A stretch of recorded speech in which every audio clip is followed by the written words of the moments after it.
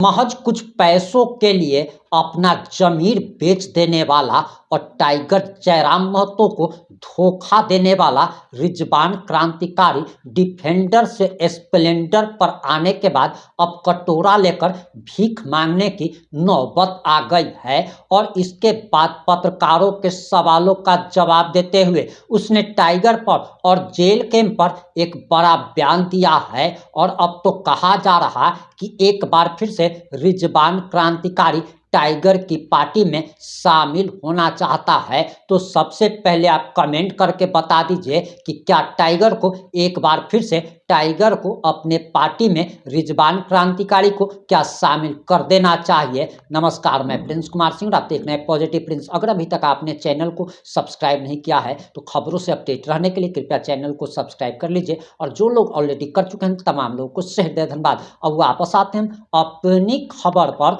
और आपको बताते चले कि रिजवान क्रांतिकारी का एक बयान सामने आया है और उसके बयान से लग रहा है कि उसे अपनी करनी पर काफी पछतावा हो रहा है। अब आप जरा ये बयान सुनिए। मान लीजिए आपके मित्र जयराम कुमार महतो हाथ फैला के बोलेंगे रिजवान जी आ जाइए मेरे पास। नहीं, क्यों? लोग पूछना चाहते हैं कि रिजवान क्रांति कहाँ से कहाँ गिर के आ गए हैं, डिफेंडर से स्प्लेंडर में आ गए अभी हैं। भी अच्छा, सच सच बताइएगा, अंदर में आप घुट घुट के जी रहे हैं जब मैं नहीं। एक स्लोगन था आपका, हर सभा में हर मंच में आप बोलते थे जब जयराम के साथ रहते थे तो हरे राम हरे हरे जयराम की चर्चा घरे घरे। बलियापुर में कार्यक्रम चल रहा था JBKSS का, आप भी थे उस टाइम JBKSS में। उस टाइम आप मंच में बोले थे, भाषण दिए थे कि जिस पार्टी ने विनोद बाबू को जगह नहीं दिया, जिस पार्टी को विनोद बाबू ने बना, एक स्लोगन था आपका, हर सभा में हर मंच में आप बोलते थे जब जयराम के साथ रहते थे तो हरे राम हरे हरे जयराम की चर्चा घरे घरे। सही है। उस वक्त था, नहीं था उस वक्त एक नए उमंग के साथ में लगा था कि कुछ बेहतर हम सब करेंगे। लेकिन चूंकि मैंने कहा है कि अनुभव की कमी है, कच्चे कान के जो लोग रहते हैं वो थोड़ा सा गड़बड़ हो ही जाता है। तो था उस वक्त का एक स्लोगन था, स्लोगन आते जाते रहते हैं, स्लोगन बहुत बड़ा विषय नहीं। बलियापुर में कार्यक्रम चल रहा था JBKSS का, आप भी थे उस टाइम JBKSS में।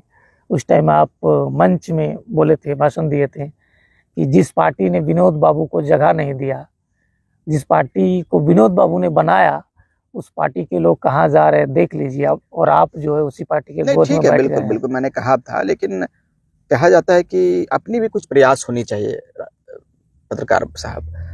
मैंने कह सकते हैं कि राजकिशोर बाबू विनोद बिहारी महतो का जो पुत्र थे स्वर्गवास हो गए, उनके साथ भी मुझे सीखने को बहुत कुछ मिला। आदरणीय राजकिशोर बाबू के साथ में भी मैं मेरी बहुत अच्छा संबंध रहा उनके साथ में। और उनके पुत्र उनके जो पोते हैं, राहुल जी हो गए या फिर बबलू दा जो स्वर्गवास हो गए, ये लोग जो थे उनके साथ तो परिवार वाले जो लोग हैं वो थोड़े से सुस्त हो पड़ गए हैं। मुझे लगता है कि विनोद बाबू के परिवार से झारखंड मुक्ति मोर्चा में मिलना चाहिए, झारखंड मुक्ति मोर्चा में जाना चाहिए। अगर मान लीजिए कि अशोक बाबू कोई न्यूज चला रहे हैं, न्यूज चैनल का उसका एक अपना पूरा बड़ा सेटअप है, और ये अगर कहीं चले जाते हैं और कोई और जगह इस जगह पर आता है और आपके वंश से इस जगह पर कोई तहकीकात करने नहीं आएगा, कोई बातचीत करने नहीं आएगा, तो आपका जो छोड़ा हुआ जगह है वो कोई ना कोई तो संभालेगा। तो उनकी भी गलती है। विनोद बाबू के घर से झारखंड मुक्ति मोर्चा में तो थे ही ये लोग, छोड़े क्यों? सवाल ये है, छोड़े क्यों? तो रखना चाहिए था और रहना चाहिए था। सम्मान हो सकता है नहीं मिलता, ये उन लोगों का विषय है, लेकिन रहना तो चाहिए था।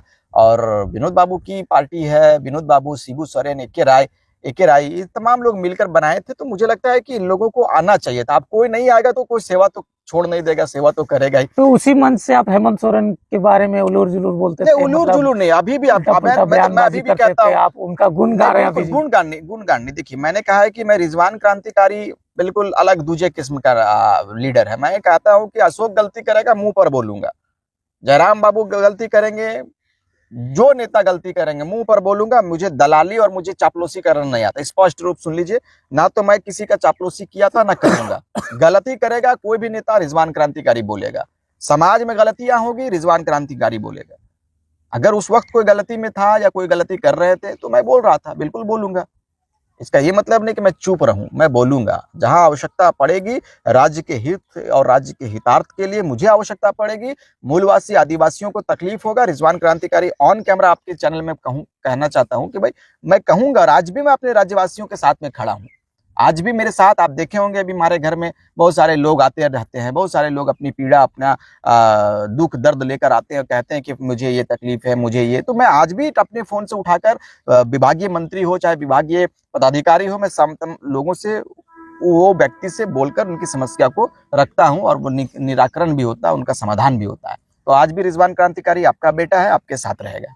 आगे क्या करना है, किस ओर जाना है? झारखंड मुक्ति मोर्चा में मानना और जानना कुछ नहीं, झारखंड मुक्ति मोर्चा में है, झारखंड मुक्ति मोर्चा में रहेंगे, और यहीं से सिस्टम बनाया जाएगा। झारखंड मुक्ति मोर्चा को मजबूत करेंगे, और झारखंड मुक्ति मोर्चा की अगुवाई में, हेमंत सोरेन जी की अगुवाई में, कल्पना मुर्मू सोरेन जी की अगुवाई में इस राज्य को बेहतर करेंगे, इस राज्य को सशक्त करेंगे, इस राज्य को मजबूती प्रदान करेंगे। मान लीजिए आपके मित्र जयराम कुमार महतो हाथ फैला के बोलेंगे रिजवान जी आ जाइए मेरे पास। नहीं, क्यों भाई, अभी वो सब पर विचार ही नहीं है। हम लोग हैं अभी बेहतर रूप में हैं, अच्छे जगह पर हैं, और बिल्कुल हम लोगों का काम राज्य वासियों का काम के लिए हम हैं, इस राज्यवासियों के लिए खड़े हैं और हमेशा खड़े रहेंगे। झारखंड मान लीजिए बुलाएंगे जयराम, बिल्कुल मिलना जुलना अलग विषय है, अध्यक्ष पद दे देंगे, मुस्लिम कोई पद मिले, अभी बिल्कुल है, इसमें इसी में रहेंगे, जिम्मे में रहिएगा। झारखंड मुक्ति मोर्चा में है, झारखंड मुक्ति मोर्चा में रहेंगे। लेकिन अंत वक्त पर जयराम महतो को धोखा नहीं दिए?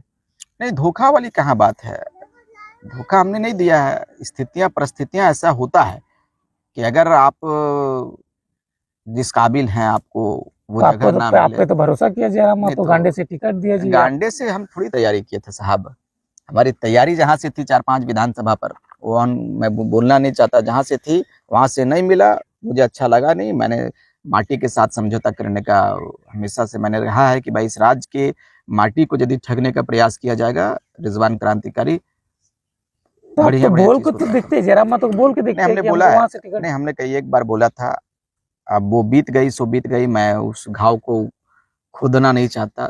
पत्रकार महोदय, अभी प्रेजेंट में जिस विषय पर है, हम लोग इसी पार्टी में रहकर इस बैनर के तले इस राज्य को मजबूत करेंगे, और विधायक बनना रहता या मेरा सिर्फ वो मकसद रहता तो मैं लड़ता। मुझे इस माटी को सुरक्षित रखनी है, मुझे अपने जनभावनाओं के साथ चलना है, इस राज्य को नई दिशा प्रदान करनी है, इस राज्य में बड़े बड़े जो योजनाएं हैं उसको कैसे धरातल पर लाया जाए। तो झारखंड मुक्ति मोर्चा, इंडिया गठबंधन, मुझे मालूम है कि सरकार है, और इस सरकार में रहकर इस राज्यवासियों के लिए, इस राज्यवासियों के हित के लिए कार्य करने की तैयारी हमारी है। अच्छा, सच सच बताइएगा, अंदर में आप घुट घुट के जी रहे हैं जेएमएम में? नहीं, क्यों मैं बिल्कुल ठीक ठाक है, चल रहा है, बहुत अच्छे तरीके से हैं, सबों का आशीर्वाद मिलता है, मजबूती के साथ में है।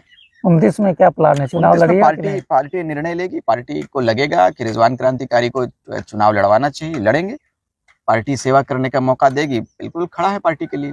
जनता को क्या संदेश देना चाहिए? बिल्कुल संदेश देंगे कि भाई हेमंत सोरेन जी आपका बेटा है, हेमंत सोरेन जी की अगुवाई में इस राज्य को मजबूत करेंगे, और बिल्कुल इस राज्य को खंडित मत होने दीजिए, इस राज्य को हिंदू मुस्लिम में बंटने मत दीजिए, इस राज्य को युवाओं में द्वेष का भाव, युवाओं में खटास मत लाइए। सोशल मीडिया का ज़माना है, बहुत सारे जगहों पर मैं देखता हूं कि कमेंट से भरा रहता है, वो उससे लड़ रहा है, वो गांव उससे लड़ रहा है, वो भाई उससे लड़ रहा है। हम लोग सब भाई हैं, हम लोग आपस में सब भाईचारे के साथ रहिए। हिंदू मुस्लिम सिख ईसाई आदिवासी मूलवासी हम लोग सब इस राज्य के हैं, इस देश के हैं, इस देश में हम लोग पैदा हुए हैं। तो अपने देशवासियों से, अपने राज्यवासियों से, अपने पड़ोसियों से हम लोग ना लड़ें, हम लोग एक सूत्र में बंधें, और बेहतर दिशा कैसे प्रदान हो, इस राज्य को कैसे मजबूती दिया जाए, इस पर हम लोग विचार कीजिए। और जहां वैसा कुछ लगे तो ये सोशल मीडिया, कमेंटबाजी, AI, ये सब चल चुका है आज के ज़माने में। आपके आवाज़ में कोई और बोल देगा, पता ही नहीं चलेगा कि अशोक बोला है कि कौन बोला है, रिजवान बोला है कि जयराम बोला है कि कौन बोला है, कोई पता नहीं चलेगा। AI का ज़माना है,